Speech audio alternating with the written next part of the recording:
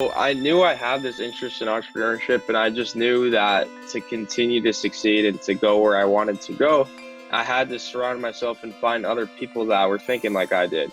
And I knew I was going to college soon, and I knew that there was just so many other people outside of this small high school community that I was a part of. So I kind of made it a goal of mine to just put myself out there and connect with other people, which was tough for me because I never felt comfortable doing that. Hi, this is Solson, the host of the Teenage Impact Podcast. I'm here to inspire you as a teenage kid to overcome any struggle in life. I've interviewed so far 25 people from all around the world who have gone through some type of struggle: suicidal, self-harm, anxiety, depression, divorced parents, whatever it may be. I interview them on how they overcame those struggles and tips on how you can too. I want you to find a positive outlet, overcome your struggle, and make an impact in our community, just like all these people have been making an impact on this community. I have provided a link in the description to 7 quick and easy ways to feel better about yourself. I've compiled these tips based off of my interviews and my own experiences. And a lot of people have been downloading these tips because they're in this funk and they want something quick and easy to implement right away for the day, so they feel more positive in the day and it can last throughout the weeks, months, and even years to come. If you have a friend that's in a funk and they can't seem to get out of it, share the Teenage Impact Podcast. You never know. You share one episode with them and it could change their life forever. Today's guest is Andre Haykal Jr. And Andre is a 19-year-old entrepreneur. He is the host of Real Talk University and the author of What They Won't Teach You. He's a sophomore at Binghamton University, and he's right now a marketing major, but he's not your typical 19-year-old kid. When he was 15, 16 years old, he started his entrepreneurial ventures in school. He was the biggest introvert and he cared too much about what other people thought of him. So he kind of kept him to himself. When he was pursuing these entrepreneurship goals that he had, he didn't tell any of his friends. He just told his close family members, and that's it. The biggest introvert, but it wasn't until probably around 17, 18 years old where he kind of broke out of his shell and started sharing his mission so he can impact the community. And this podcast episode is going to be how you as an introvert can find your own voice. Give it up for Andre Haykal Jr. Hi, Andre. Thank you for coming on. Appreciate it, brother. Yeah, thanks for having me on, man. Excited to be here. Andre, you remind me so much of actually me when I was in high school. I was a huge introvert. I was also insecure about not having a girlfriend at that time. And I really felt like I couldn't find my own voice. Now, I want to hear about high school, Andre. You're right now a sophomore in college, but I want to hear how you were freshman through senior year in high school.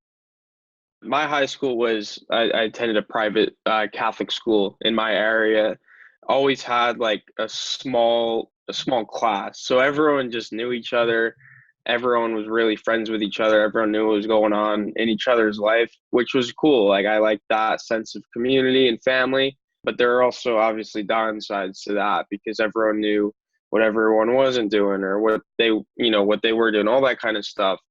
So basically throughout high school, I kind of just, I guess, and I talk about this in my book a lot as well, is like I kind of just stuck to one peer group, which consisted mainly of just my brother and my 2 cousins.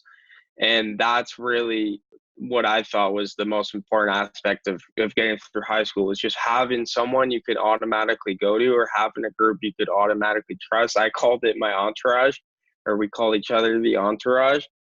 And that was, I think, the biggest thing in high school for me, was having family, like a group of family that's close in age, that all had the same interests.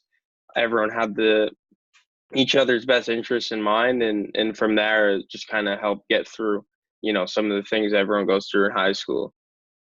What were some of the things you had to go through in high school? Just classic stuff like not getting invited to parties, not being in the friend groups you might want to be in, not being the popular kid. But for me, like those really were never huge problems for me because I always knew where I wanted to go. I just had like I was blessed with like really good family. I always, like I said, even with my support group of like two cousins and a brother, but outside of that, like my grandpa and my dad always just like inspired me to see where I wanted to go in the future in entrepreneurship. That's kind of what I'm pursuing now. In high school, I kind of just did that on my own. I never really told anyone about it. No one really knew what I was doing or what I was into. It kind of was just my own thing. So I think that was one of the things in high school that I definitely wish I could go back and do and kind of share my voice and share my passion with others around me. And I didn't really end up doing that until as soon as I graduated. And I think that kind of just pinpoints the introvert in myself and how things are kind of influenced by other people's opinions, if that makes any sense. Mm-hmm. Now, you said you kind of kept to yourself. Did you attempt to make friends, or is it something that you chose, hey, I'm going to just keep to myself? Yeah, I mean, I had friends in high school. It's Uh-huh. just that, like, I was never really sharing my goals or my passion as much as I would with my family, with my friends, if that makes sense. Like, I definitely had friends. I still hang out with my high school friends to this day. Had a really good group. Again, it's like a small high school, so I had, like a small sense of community. So we really just grew up together since like the first grade or whatever. So I have a close group of friends, but it's just not on that level of like sharing what my passions were or what I was really interested in because no one else in the group was aligned with that. What were some of your entrepreneurship goals in high school? So in high school, I actually started a business, my first business in 10th grade. And that was just like an online reselling business for sneakers. So I always had like this big interest and love for like Jordan and LeBron sneakers. But as a 10th grade high school student, I had one problem and that was not being able to afford more than one pair of these shoes. So what I did was I discovered like the resale market where you can buy shoes when they release for retail and in the aftermarket they sell for double. So I started to do this slowly and started to build up like capital, which allowed me to buy more and more. And then eventually I turned it into an online business where I just did it for other people. And that was my first business. But I knew I wanted to do something more than that, like to actually innovate or create a startup or do something similar to like my grandfather or my dad, because they were both big time entrepreneurs that I was surrounded by on a daily basis. So I always knew like I wanted to do something bigger than just like a simple online business. But that there taught me, just economic, customer service, failure, how to deal with failure. That was a big thing in high school because no one else was going through that kind of stuff that I could like find a support system to talk through it. So that was kind of tough. And yeah, like I just learned a lot from doing that, and it also allowed me to like have an income that like I didn't have to do an after school job. I didn't have to have a summer job because I was making more than enough money from doing what I was doing just on a regular basis. Wow, you remind me so much of some of the other high school entrepreneurs I've interviewed in the past. Casey Adams, Laura, Mark Metry, they've all made money while they were 15, 16 years old. And not that they also had friends, but just like you said, you had a certain vision, you had certain goals in mind that certain people in high school probably would not understand. And as you do grow older, you realize that nothing changes. It's not even about high school, college, or even post college. It's literally you're going to be like that when you pursue entrepreneurship. There's going to be people around you that you grew up with that you might not want to share because they might not understand. Did you ever have people saying, not making fun of you, but really not understanding where you're coming from? Yeah, it's definitely more of that, like them just not understanding it because it's not something they're used to. It's not a part of their lives. It's not a part of most of their friends' lives. So it's just kind of there was always that confusion and that gap. It's that separation. It's like you do you. We don't really question it or to talk about it, and it was just one of those things that I always kept to myself. Hmm. And what's that transition from, you kind of kept to yourself about your own goals, and now towards maybe the senior year or first year in college where you're more open about it? Yeah, so I knew I had this interest in entrepreneurship, and I just knew that to continue to succeed and to go where I wanted to go, I had to surround myself and find other people that were thinking like I did. And I knew I was going to college soon, and I knew that there was just so many other people outside of this small high school community that I was a part of. So I kind of made it a goal of mine to just put myself out there and connect with other people, which was tough for me because I never like felt comfortable doing that. But I knew I had to do that. And throughout the summer, I found some groups and some other things that I became a part of, like with people in Albany, which is like 2 hours away from me, and found some good friends and mentors and learned a lot from them. But it didn't really start until college, when my buddy and I that I met in college kind of came together and had these same interests, which was cool for me because I've never really talked to many people like that at my age. And then we like started sharing these interests and going around and realizing that nobody else had them. So we started a podcast where we would interview successful entrepreneurs and share those stories in hopes to inspire people around us to see like this is really happening. This is what's going on outside of the classroom. You're not just limited to, finish your degree, get a job and all that kind of stuff. So that was our goal with that. And ever since we've done that, we've done interviews every week since last year. And we've just grown our network of like-minded people to like an extent that I never could have imagined. Mm-hmm. And what inspired you to first start your podcast and second write your book? Yeah, so the podcast definitely came before the book. And the reason I wanted to start the podcast was just because like I like so clearly saw what was going on in college and then also in the outside world of all these people having success doing something they love on the internet. And then in college, nobody like even realizing that stuff like that was going on. And then just stressing about little things like tests or resumes or grades. And I just felt like obligated to do my best to share that message. And it started with the podcast, and the podcast was great. And then I guess I just kind of set a goal for myself in 2019. So in that January, I just thought to myself, how can I double down on that? How could I share my message even more? And one of the things that came up was writing a book.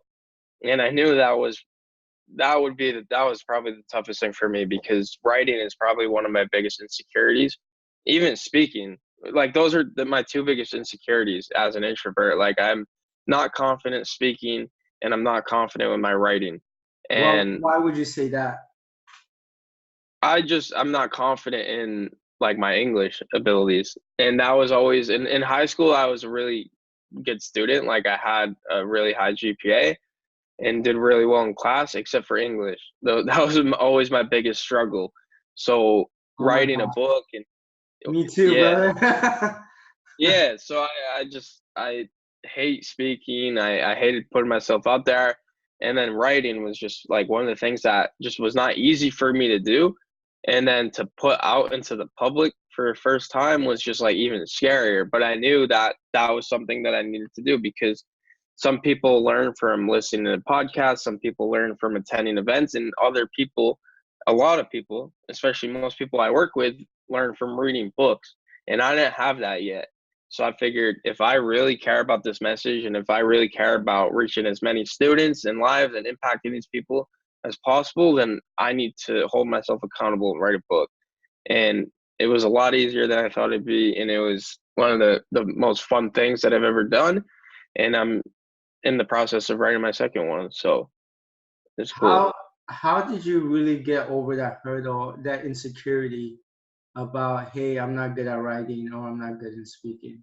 How can an introvert that also feels the same? Because I know for myself, my two biggest insecurities was writing. I was never good at writing, and speaking because English was not my first language.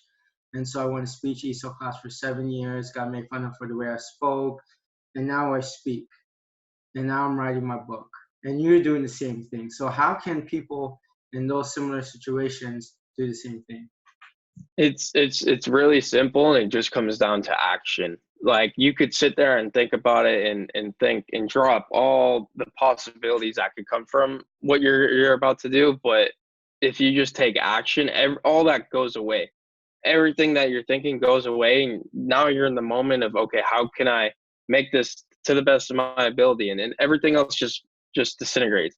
And for me, that was the same thing with the podcast. As soon as we came up with the idea for the podcast, I wasn't even thinking like, oh, what are people going to think about me? Oh, is this going to be good? Oh, how, like, I'm going to be a loser? None of that stuff happened. I was just so in tune with the message. So I feel like, one, find something that you're really passionate about, like something that you like will keep you up at night, and something that will overcome thoughts of anxiety or fear or fear of judgment, whatever else, and then take immediate action. Because as soon as you take action, everything else goes away. Now you're in the moment of, how do I make it to the best of my ability? How do I share with the world? How do I do better myself? How do I continue to learn? How do I find others to share this message with?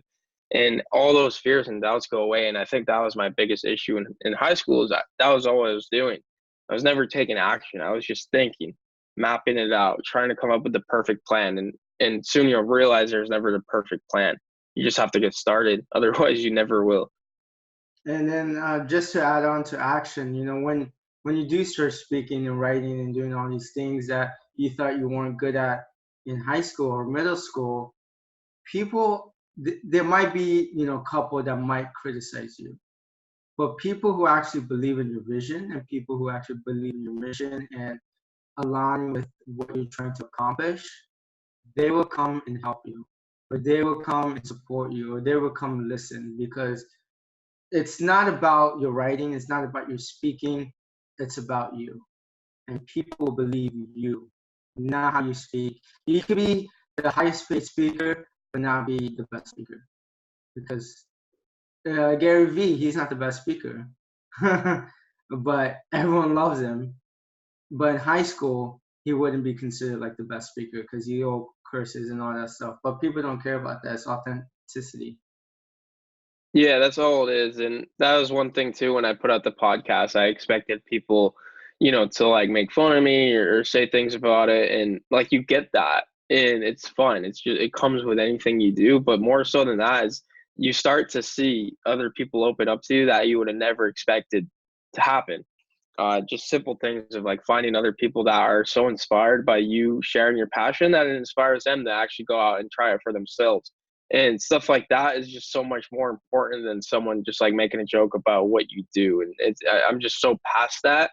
And like, you don't see it as much as you ever think you would. And it's just, it comes with anything, you're going to get that regardless. Otherwise, you're not doing anything. And like, what you're doing isn't important enough if that doesn't come. That's what people have to understand. Is like, if you're not getting made fun of, if people aren't hating on your mission or questioning what you're doing, then what you're doing doesn't matter to the scale that you need it to matter at. Yeah, absolutely. And you have a post on Instagram about like all your failures, which I loved, because I can totally relate to of every single one of your failures. And people, like you said, don't take action because you're too scared. Talk about some of your failures you've had in the past. Definitely. And that post on Instagram, that's another tough thing that I never thought I'd be able to overcome, is just to put something like that out there.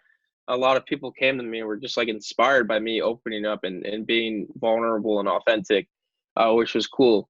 And it was cool for me too, because it allowed me to like reflect on my past. And I'm actually writing, like in my book, that's one of the big talking points, is like the anti-case study.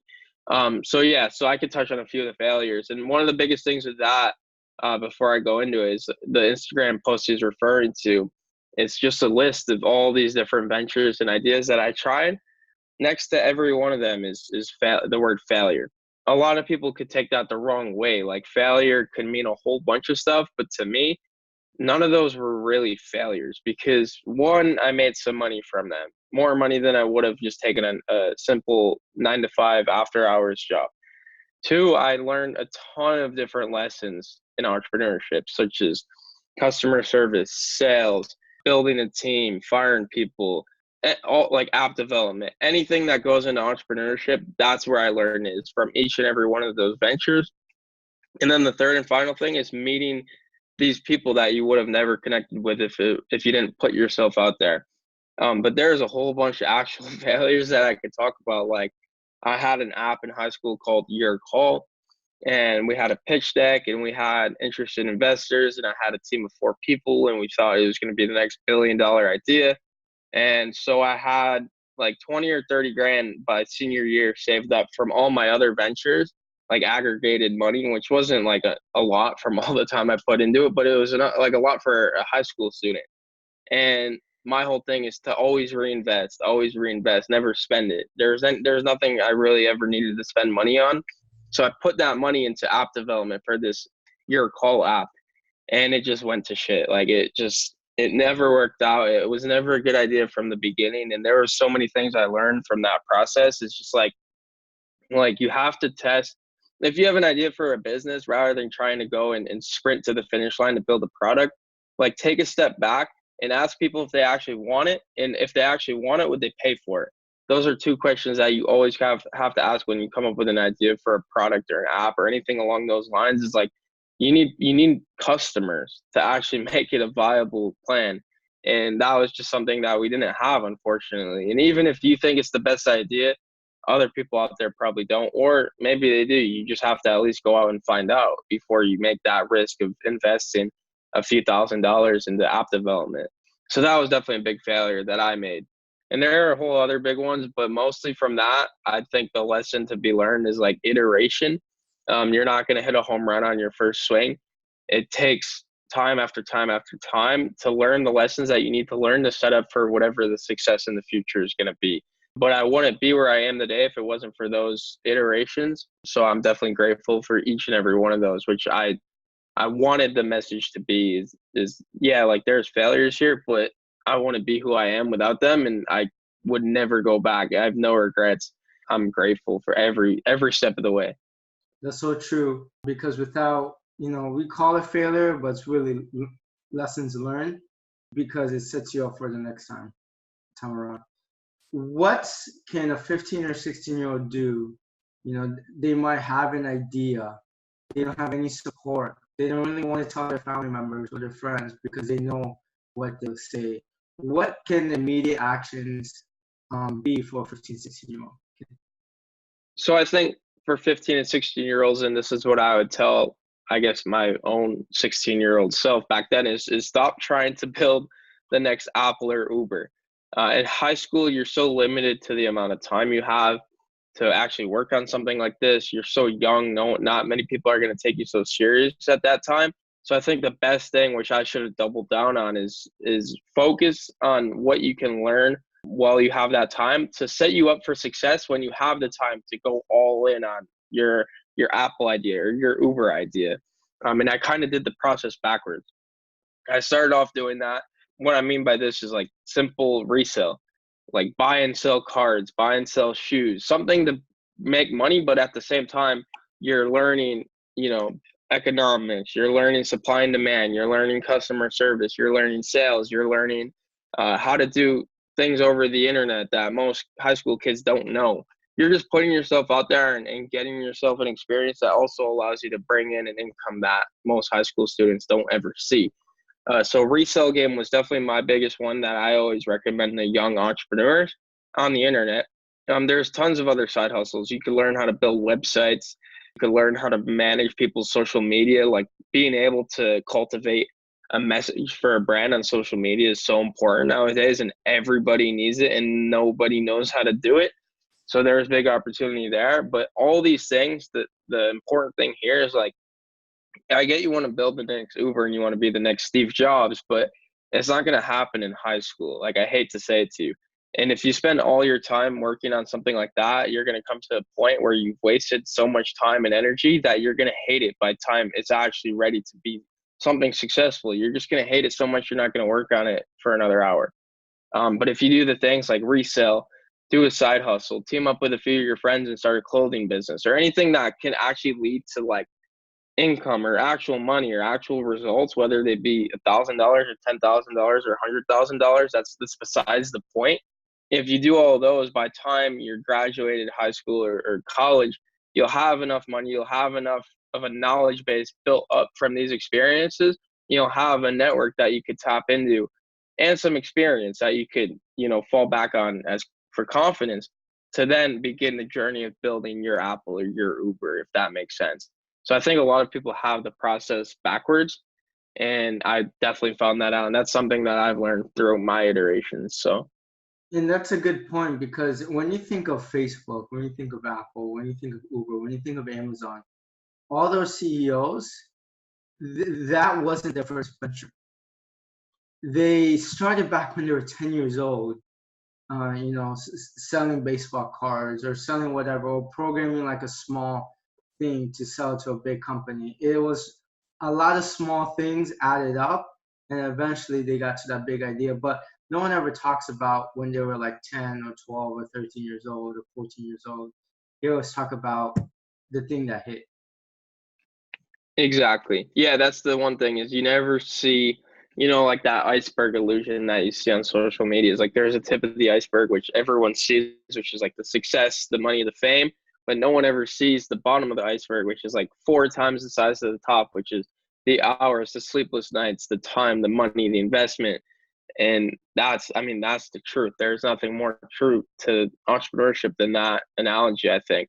And it goes to show, especially with like Mark Zuckerberg and Peter Thiel and Steve Jobs and Jeff Bezos and Elon Musk, like they didn't just build that company, like say like that wasn't their first rodeo, They were entrepreneurs from the start. Gary Vee talks about it all the time. He was selling candy in high school. He wasn't building VaynerMedia, but because he did all those things leading up to doing VaynerMedia, it allowed him to do it to a much bigger scale than he would have if it weren't for those experiences. Yeah, I mean, I would always say like I did door-to-door sales right after I graduated college, and that was a tough one, but taught me discipline, taught me hard work, taught me about rejection, and you get a sales job. I would say the biggest thing, if you don't build something, at least get a sales job and a sales mentor. Sales is one of the biggest skills you can learn early on, but it's looked down upon. Exactly. Yep. Um, Sales, I mean, for me, sales was huge because as an introvert and coming out of high school, like not many people have that ability or that skill set. And I took a job right at the end of my senior year in high school at a local sales organization, which was just cold calling every day. And that experience was awesome because talk about being outside of your comfort zone, right? Picking up the phone every day, going into work, knowing that you're going to have to pick up the phone 30 or 40 times to talk to people that you never talked about to sell them something that you don't truly believe in. That right there was, I think, kicked me out of that introvert state. And I think a lot of people benefit from that. I'm done with that job. I've been there for over a year. I just couldn't, I didn't have time for it anymore because of the other work that I've been doing. But I've just referred so many friends to that job and the things that they've gotten out of it and the ways like they've grown in their careers from just a simple sales job is unbelievable. So definitely agree with you on that. when you're in high school, you said your father and grandfather were entrepreneurs. What was the best piece of advice they've ever given you? Man, that's tough. So it's probably different for both. I guess my dad. So my dad is an entrepreneur in his own way. Really, he had like a restaurant business, and then he just went straight into real estate. So I guess the best piece of advice that I've ever gotten from my dad was just to be, I guess, smart with money.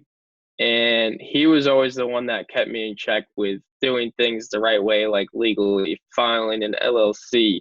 And also, I guess now I'm just thinking about it, I've never really thought about it. Is like if it sounds too good to be true, then it is.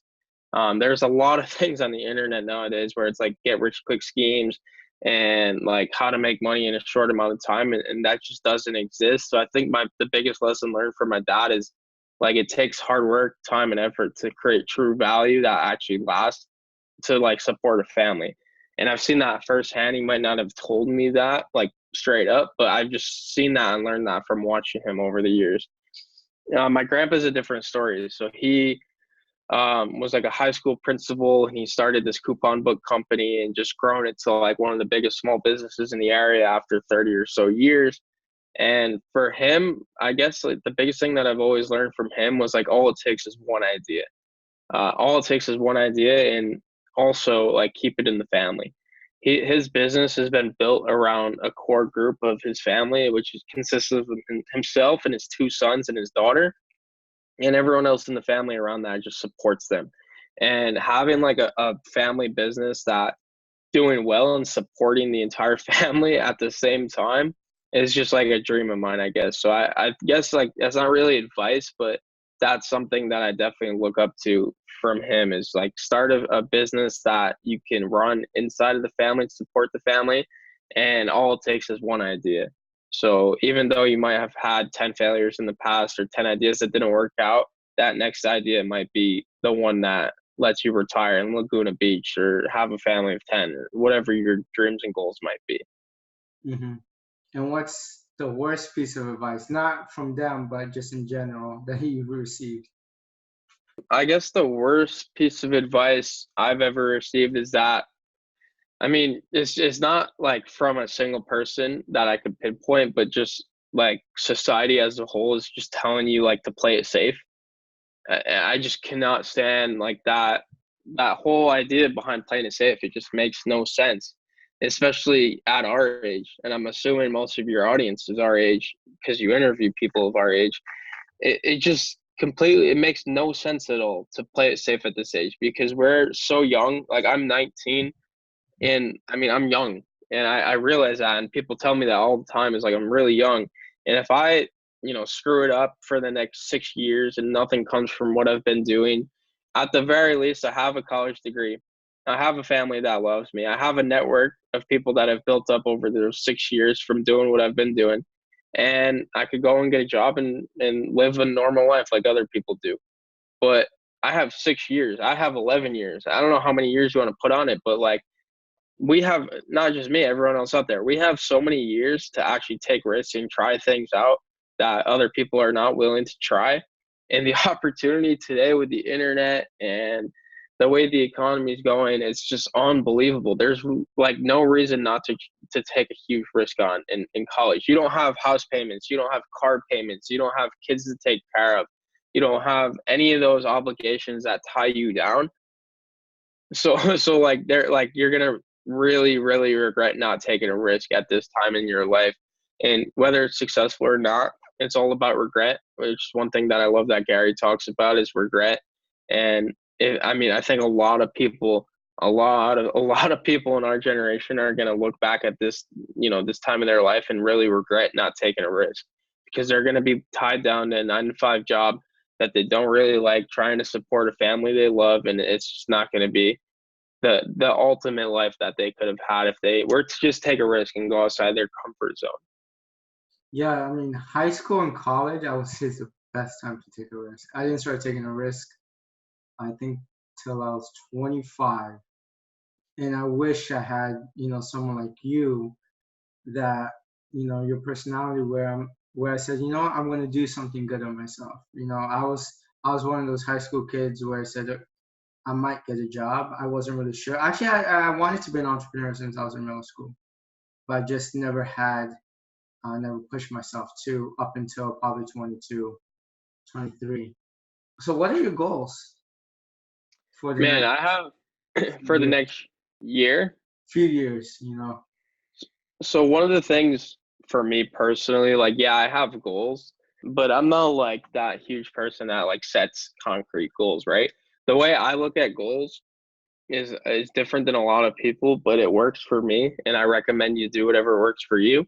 And I focus on the inputs, right? So a lot of people, when they set goals, they focus on the outputs, like, okay, $100,000 next year, or, a house or a family, or like goals that are outputs, results, right? And like I used to be that kind of person, but I realized like no matter what, as much as you think you can't control those outcomes. And what you can control is the inputs. So say you want to make $100,000 next year. That might require 100 cold calls a day. So that's my goal. I want to make 100 cold calls a day.